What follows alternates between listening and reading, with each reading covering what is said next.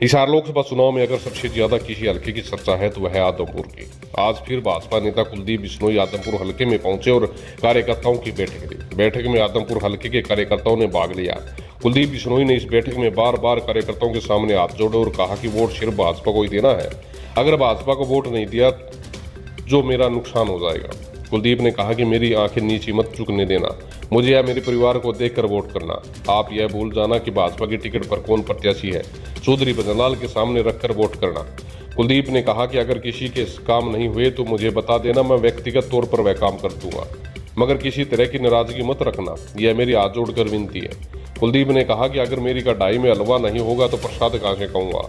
कुलदीप ने कहा कि मेरे सम्मान और भजनलाल परिवार के सम्मान के लिए एक एक वोट भाजपा को जाना चाहिए। मैं यहाँ आपकी नाराजगी दूर करने आया हूँ। नाराजगी परिवार में होती है, खिलाफत नहीं हो सकती। कुलदीप बिश्नोई ने कार्यकर्ताओं से कहा कि हमारी टिकट को लेकर चर्चा चल रही थी, वो नहीं मिली, मगर पार्टी से मेरी कोई नाराजगी नहीं थी। आप लोग मायूस थे मुझे टिकट नहीं मिलने को लेकर, इसलिए मैं भी मायूस था, मगर मेरी मायूसी खत्म हो गई है। मुझे पता है कि आपने मुझे भाई बेटा बना रखा है।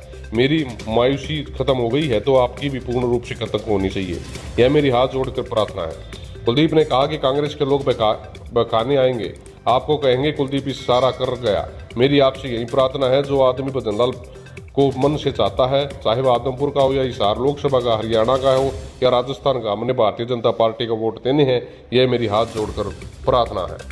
कुलदीप बिश्नोई ने कहा कि 1968 से हमारा पारिवारिक रिश्ता है। मेरे पिताजी भी यहाँ से पहली बार विधायक बने थे। आपसे हमारा जुड़ाव बहुत लंबा है और बहुत लंबा हमें आगे चलना है। मेरा यहाँ से कुंठा मजबूत होगा तो सब काम ठीक होंगे। बने रहे चैनल के साथ, मिलते अगली वीडियो में। धन्यवाद।